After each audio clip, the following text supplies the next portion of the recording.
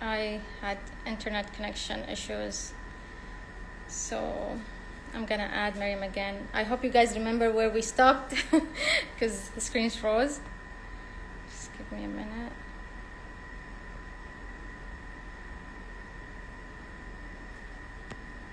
It's so hard doing this with, honestly, a lot of restriction, but we're getting there slowly.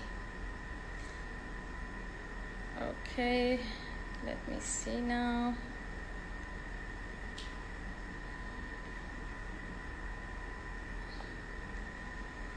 Waiting for Mariam to appear. Honestly, like, guys, this is so like hard to do, especially when the internet is great, but like then VPN sucks. Just give me a minute. Okay, I don't see Mariam here yet, so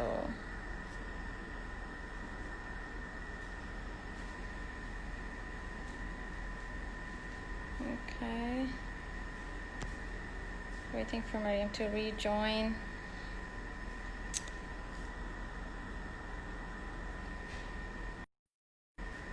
I think we're almost there. Mariam is trying to rejoin the session again. It's a combination between bad internet, although I don't see it's bad internet, and then VPN. Hey, Mariam is back, so let me add her again. Just waiting for Mariam to accept, and then we can continue.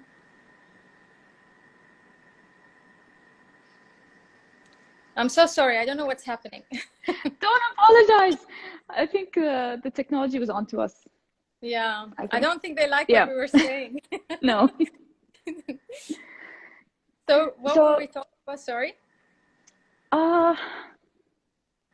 We were talking about the reasons, having a very clear objective as to why you want to stand up and talk to a group of people. And there's only two reasons why anyone would ever communicate with another human being. If you look back to every conversation, every message you had sent today, every single interaction you had today, it all boils down to two reasons. It was either because you wanted to inform or influence them to take an action. Yeah. That's it. Communication, interpersonal communication between people boils down to these two reasons. So if you're standing in front of a group of people and you don't have anything important to share, or you don't want them to do anything at the end of that talk, then maybe a talk wasn't the right medium for you to use to communicate something. And I think we have discovered that recently because of, remote working and working from home. There's this really popular meme going around saying, oh, this meeting could have been an email, right? Yeah. There are some really effective ways to be communicating and getting your message across. I usually recommend to my clients to not go for public speaking and use that as the final option, because so many things could go wrong. Yeah. So the things that could happen is that most of the time you lose confidence. If you had one bad talk or one bad presentation, bouncing back from that and doing it again takes a lot out of you. So you should always be ready when there's a message or there's an action you want your audience to take before you open your mouth. And I'll share two examples with you. When Beyonce had her Coachella performance a couple of years ago, she rehearsed 8 months for a 2-hour show. Wow. 8 months. And this is Beyonce, who's one of the best entertainers out there. Winston Churchill, one of the best orators, practices an hour for every minute of speech that he used to give. It does not come by chance, and the people are really good public speakers. It takes a lot out of you. Most of us, because we want to get it over with as quickly as possible, think that we're master wingers, right? We're just going to wing it. We're just going to get on that stage and maybe look at the script once or twice, understand who the audience is to some degree, and then just go for it. And I can't remember who said this. I think it was Dale Carnegie. He said, there's only 3 types of speeches in the world. There's the one that you wanted to give, there was the one you gave, and the one that, hang on. I burnt that. There was the one you rehearsed for, the one you gave, and the one you wished you gave, or something along those lines. I think I might be paraphrasing there. So rehearse, and know your objective. Know what it is that you want this group of people to do. If you want them to be familiar with an update, I would tell you, save everybody the time and send them an email. Yeah, the thing public is, speaking should not be the first option or a meeting. Yeah, the thing is, like, I see that in my business, for example, I have a lot of clients who are like, their comms team, for example, are pushing for the clients to be, let's say, on the spotlight. And I know for a fact the client is not ready to be, on a stage giving a speech. There's a lot of work needs to be done, a lot of briefing. They need to know what they're talking about. And I'm not confident sending my client on a stage knowing that they will have a bad experience, and then I have to control the damage and the repair, which will take longer to repair. So I'd rather like keep them doing other things to improve their skills and, enroll in a program or something. There's no shame in it. I have people that I had the pleasure of working with in a very, very senior leadership position on a federal level, going into public speaking training programs and things like that. This is not something to shy away. And I think this is also a very important message to tell people in leadership position, that public speaking is not something you do one time and then you disappear and you think you have it all. You have to practice, you have to rehearse, as you said, you have to really focus on message. And I think a lot of people feel like if they have a paper in front of them, that's how public speakers should be. There are different things. I mean, and I know you talked about it before on your Instagram, how to engage with the audiences and stuff like that. So it's a full, how can I say, it's a big bubble that someone needs to understand how to operate it. And, from there, they move forward. But part of it, Maryam, I know that public speaking is not only for business. This is something we want to elaborate more. We always speak about this. Like, people think, oh, you have to just give presentations to a board member or something to be able to do public speaking. Tell me about your opinion on that. Yeah. So because most of us, I believe most of us in this chat come from either a corporate background or a business background. So immediately we make that correlation, right? That, you need to be a really good public speaker to be a good leader in your industry. But public speaking is something that we use on a daily basis, whether we know it or not, or whether we like to or not. If you're a parent, and if you're a parent to a child or 2 or 3 or 4 or more, guess what? You need to up your public speaking skills, right? Yeah. If your children are not listening to you, how can you communicate a message? Why, if you want to tell your children to go and sleep early tonight, being able to communicate the reasons why and what would happen and what the consequences of that would be is something really important. It's a life skill. If you're a teacher, I see so many teachers and parents and students struggling right now because everything has gone online, right? And how are teachers able to grab the attention and command the attention of the class? It's online now, but حتى قبل لما كل حد كان في المدرسة, and like we're in a traditional setting like classrooms, having the ability to command attention is really important. Because, let's face it, we all watch movies, we all read books. If the first chapter or the first few minutes don't grab your attention, you're probably not going to continue with that. You've lost your audience. خلاص. Yeah. So being comfortable to grab attention from the very beginning is a really important skill. And one of the best things you can do for yourself and the audience is what's called a silent entrance. There's nothing more arresting than somebody who is about to speak, not having spoken yet, but just about to. Yeah. So the next time you walk into a meeting or a boardroom, or your kids are making a mess on the floor, or your classroom's in a disarray, just being comfortable in that space just before you command it, and not having to say anything while you collect your thoughts is really important. And a lot of people shy away from that. They go, and please excuse me for using this word, they go into verbal diarrhea, just go right into it, right? Yeah. But having the ability, and you lose your audience because people look at you and think, well, you're not rehearsed, you're not prepared. What are you trying to tell us, right? Yeah. So that silent entry is powerful as a first step to commanding a room.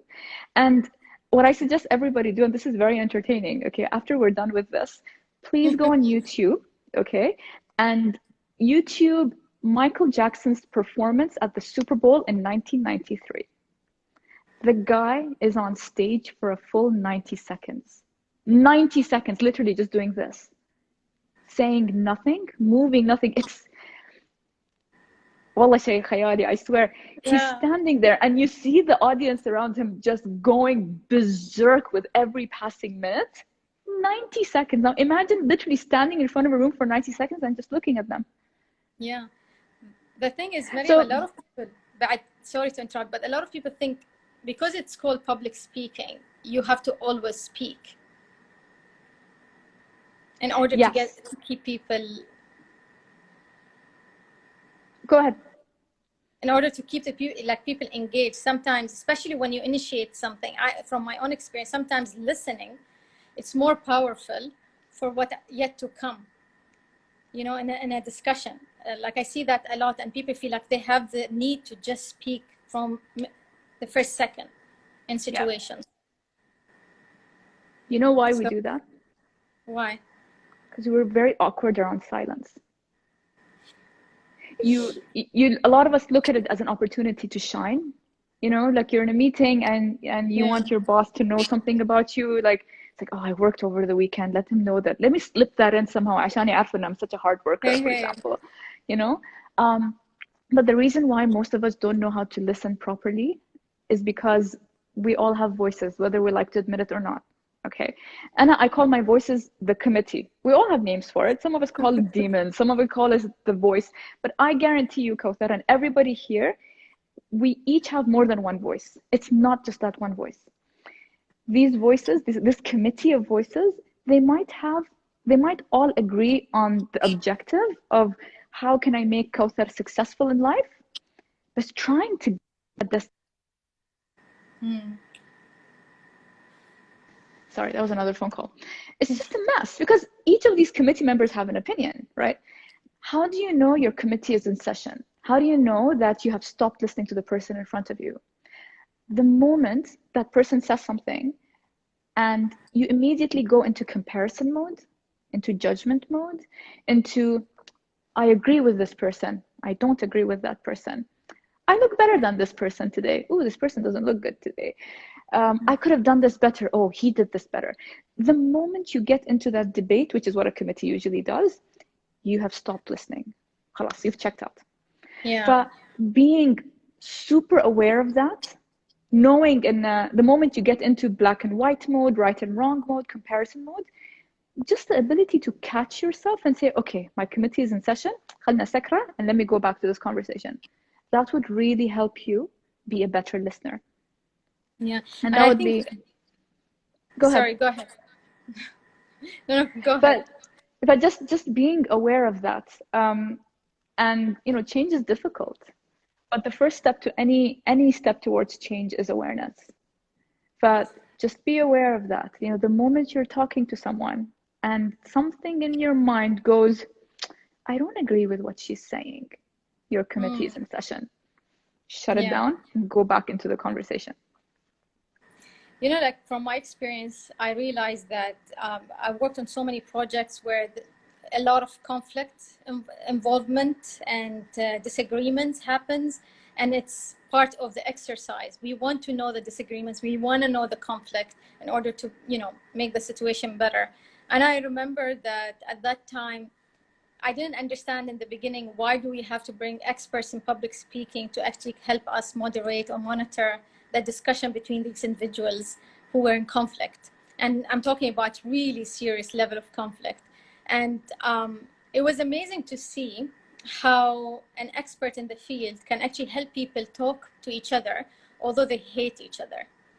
They literally hate each other, but they, like, that specific individual managed to make them talk to each other and find a solution. So going back to how you use public speaking skills is definitely something that people need to master. Even like if you are a diplomat, or if you are, you know, a comms expert, or a, you know, an entrepreneur, you know, how do you manage conflict? How do you use your public speaking skills in a conflict situation? Basic tips from your side. So the great thing about public speaking is that it's a transferable skill, right? It's not just something you do when you're giving a 20-minute PowerPoint presentation. Yeah. But this actually goes beyond public speaking. It goes down to communication. One thing we as human beings are really good at, like it's unbelievable how good we are at this, is we make stories. And sometimes when we make stories, it makes it distinguishing the facts really difficult. So this is an example I use with my team all the time. So I'm currently working in a place where I have more than one role and more than one role with more than one organization. So my time is really very limited. So there are days where a lot of times I feel like a birthday cake, like everybody just wants a piece of me. And then when they have it, they get too sick. I'm like, guys, beyond birthday cake, you don't want any piece. But what happens is you receive information and you attach meaning to it, because that's what we do as human beings. And we need to stop doing that. And instead, we need to look at that information for the fact that it is. So if somebody messages me and says, Maryam, are you free for coffee later? And I reply with no, then they should take it as, no, I am not free for coffee later, as opposed to, oh my God, Maryam hates me. Yeah. Or, oh my God, I just got rejected. We attach so much meaning to facts. That's so true.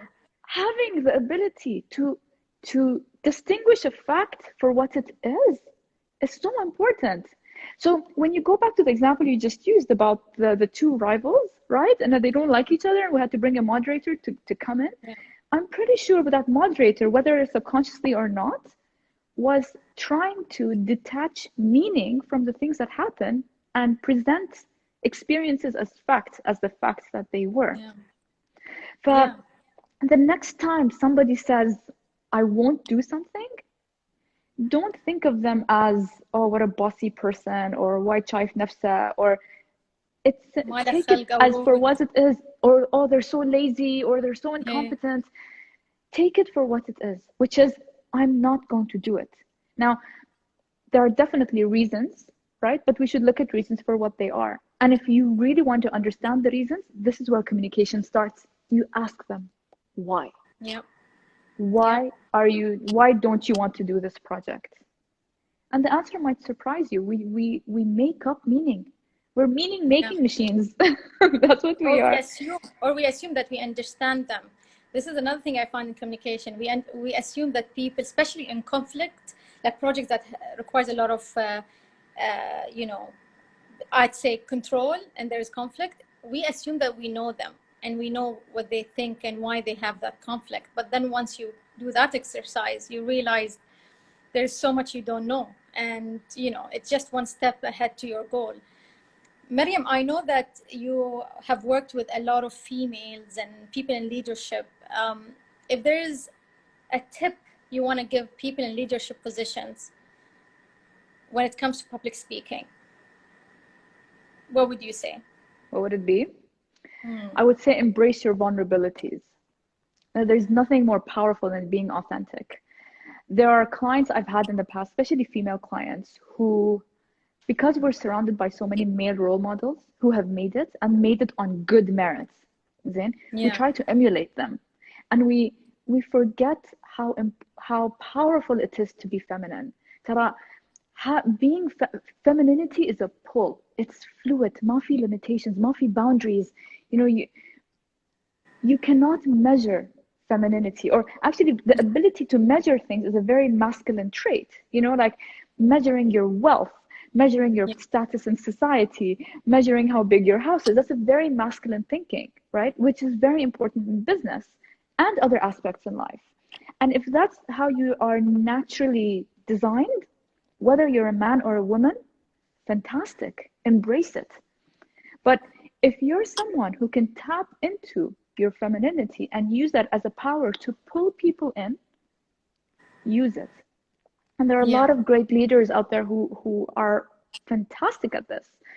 Our female ministers, oh my goodness, when you sit down with them, they ooze femininity. They own it, right? People like Michelle Obama, so feminine. When you hear her talk, right? And she's embraced it. There are a lot of male leaders as well who have embraced their femininity and feminine aspects, because it's a yin and yang, right? They go hand in hand. We all have bits of both. So being authentic and removing any mask. Now, I'm hesitant to use the word fake, okay? Because we wear masks. And there's nothing wrong with these masks. These masks we've created because they helped us in a certain part of our lives. Maybe it helped us with a situation.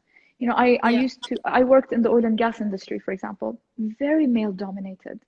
In order to be heard, I had to put on a very masculine mask. Okay? Now, once that mask has served its purpose, we should get rid of it. Masks are meant to be temporary. So having that, you know, recognizing that is really important. So whether you're a man or a woman, you know, understanding your inner wiring and your design and your blueprint and just amplifying that. And that's what it takes to be a good leader. Now, there are obviously other things that you need. You need to have a message, you know, you need to have a purpose. But these are difficult. A lot of people go through life not really knowing what their purpose is. But start small. I know people who have found their calling, right?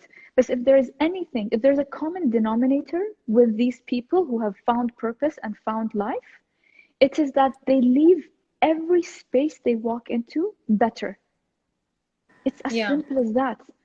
Every space that you walk into, if that space contains people, if that space contains information, if it contains inanimate objects, if you have the ability to leave that space having made it better, you are on your way to finding your purpose.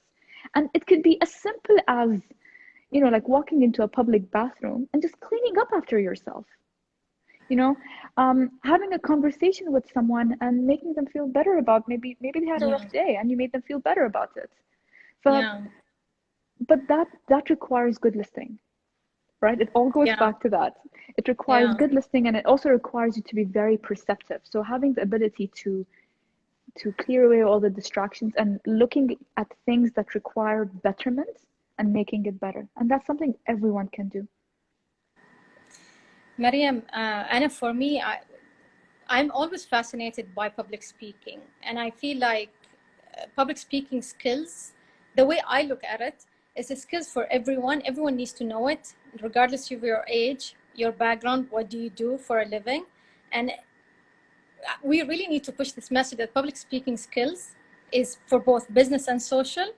It has empowered a lot of women. In my case, I've seen a lot of women, once they've been, you know, equipped with these skills, they started, you know, asking for a better raise or, you know, evaluation or even negotiation, even at home, on things that they want to fulfill as dreams. And I think it's very important to highlight that. So thank you for really giving us a quick summary of public speaking. And I believe that a lot of the followers is going to go and do some self-learning about the topic. I have a couple of questions. I'm not sure if you will be able to answer them, but I'll just quickly read them. Azza, my friend, have commented, said, but that's basically you have to be scared and, you know, going to stage to learn. You have to make mistakes. So yeah, but I agree with you. I think personally, yes, you have to try and go over your fear and go do it. But before that, you have to be prepared. What do you think, Mariam? I mean, mistakes are a part of life. You know, one of the biggest successes is being able to have mistakes and to own them. You know, we can't shy away from failure. But there are people who are better equipped to overcome that failure. And it's not about speed. It's about how it impacted you, right? And we see children, they have this magical ability to get over failure, you know? So a child who's learning to walk for the first time will end up falling more than the number of steps that they take. Does that stop them? No, they keep going. But what happens is, as you grow up, you get told in the consequences of that failure, you know, what these consequences are, you know. Oh, you know what, if you fail your test, you're not going to get into a good university. That's a very big conclusion to jump into. Just because you failed one test, suddenly you're told that you're not going to be good enough to get into a top university or a program that you want, right? So, but again, stories. right? Yeah. These are the stories that we make up. I fail a test, suddenly I can't go into a good university. Yeah. I remember I was on stage once in Riyadh. It was like 8:30 a.m. It was really early, and I was giving a talk, and I made a mistake pronouncing a word, and then I had like I didn't want. I knew I'd made a mistake on stage, so I just redirected it, made fun. I said I just had one coffee. Usually by this time I have two, so forgive me for making that mistake. And then but I learned from it. Okay, next time I need to make sure I'm on it. I've already had my two coffees. My good friend Naja has asked, public speaking can be nerve-wracking experience. How do you deliver a powerful, engaging presentation? Ooh. So good news is we're all capable of delivering a powerful and engaging presentation. Okay. Now, public speaking has a lot of first rules. I mean, and a lot of my clients will tell me this. It's like, Mariam, انت كيف عندك first rule of public speaking is, and it's like a long list of first rules. So one of the first rules of public speaking is knowing your audience. So important. Like I see this classic mistake of, you know, a business owner, you know, going in and pitching an idea and not knowing who it is that they're pitching to. You know, I see employees trying, you know, presenting a proposal to senior management on how to better the company, and they don't even know what is on the mind of the senior management. What is some of the current challenges that they're encountering? And the thing about selling, you know, when you're selling an idea or a product, you need to heal the person that this product or this idea will go to. This is what selling is.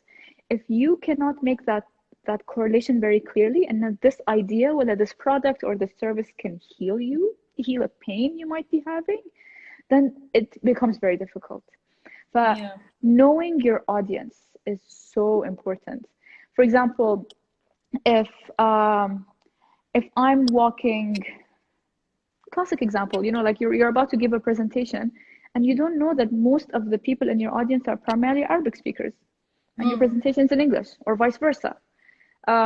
You know, there are times when you're really trying really hard to connect with your audience and you use certain examples, but it goes over their head because most of your audience doesn't know what TikTok is, and you use TikTok as an example for communicating certain things, as, you know, as a platform. So knowing your audience, first rule of public speaking, know your audience. Yeah, I agree with you, because even like in pitches, for example, when I do my presentations, everything, and sometimes I elaborate a lot on ideas, and they say, Kauthar, you don't have to be detail oriented. This is very senior leadership presentation. I said, no, I want to be detail oriented because I know they don't have background in X, Y, Z, and for me to be able to pitch it and sell it to them, I need them to understand.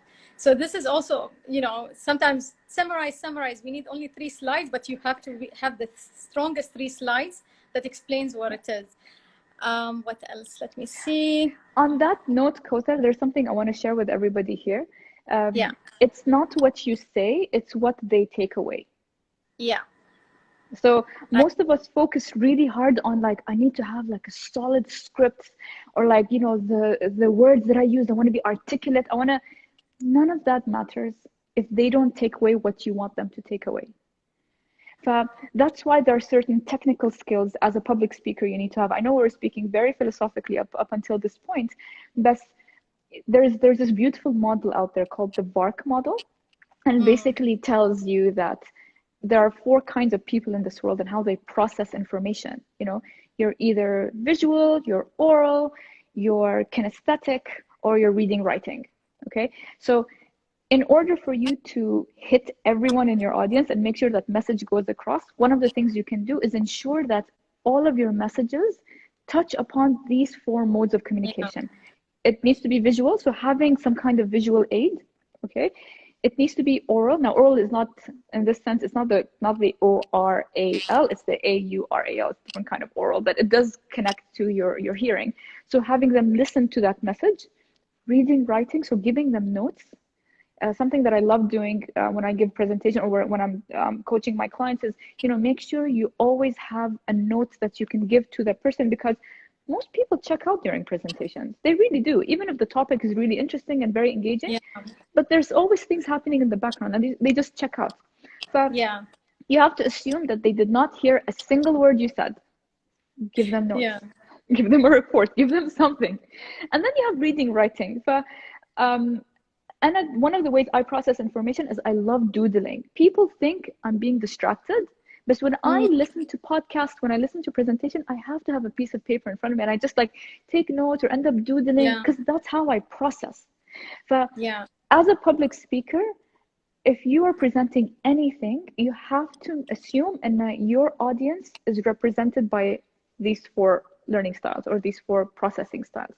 So ensuring that is represented in your presentation is really important.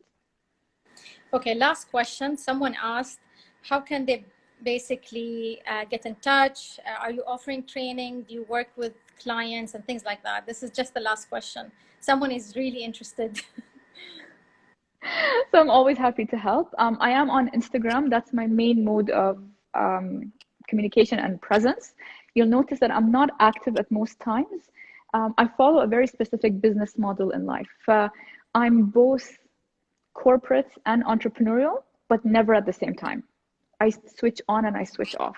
So now that I've just restarted my corporate career, my business goes on a sabbatical. When I'm not in corporate, I go back full-time into public speaking. And it's something that has really worked for me. I know most people like to do both, and they call it like a hustle, like a side hustle. But personally, for me, I like to focus on one thing at a time. But even though I am in my corporate life right now, but when really required, I do take clients and work with them on the weekends. So Hamda asked me this question. Hamda, please follow Mariam. Check her Instagram. There's actually quite interesting tips and things that she posted before that I'm sure you will learn from. Mariam, thank you so much. I really enjoyed. I feel like this topic, we can go on and on and on, but I believe that people should do self-learning and reflecting and learning really what their fear is or how to be better speaker or a negotiator through public speaking skills. So thank you so much for your time. I'm very excited to see the comments that will come afterwards. I believe you will be nagged. So good luck with that. Kawthar, wallah, it was such a pleasure. I know that we've been wanting to do this for some time. And me and Kawthar have these conversations regularly. It's just that we decided to do it on IGTV and record it. But I just want to thank you so much for the opportunity. I feel so empowered every time I talk to you, and you have that natural ability to it's not just about bringing the best out of people, making them realize their potential. I know that I'm going to go to bed tonight, like literally just sitting there staring at my ceiling thinking, oh, I should do this, I should do that, because you get inspired by these interactions, right? But I just want to thank you so much again for hosting me. I had a lot of fun, really, really did. And my Instagram is going to be there. So if anybody has any questions about public speaking or communication, interpersonal communication, I'd love to help them with that. Thank you so much, Mariam. I always thrive on conversations with you. So we'll leave it at this, and hopefully this will not be the last episode we host together. Great. Thanks, Kawthar. Thank you. You have a good day. Bye. You too, Habibti. Take care, Masa. Bye.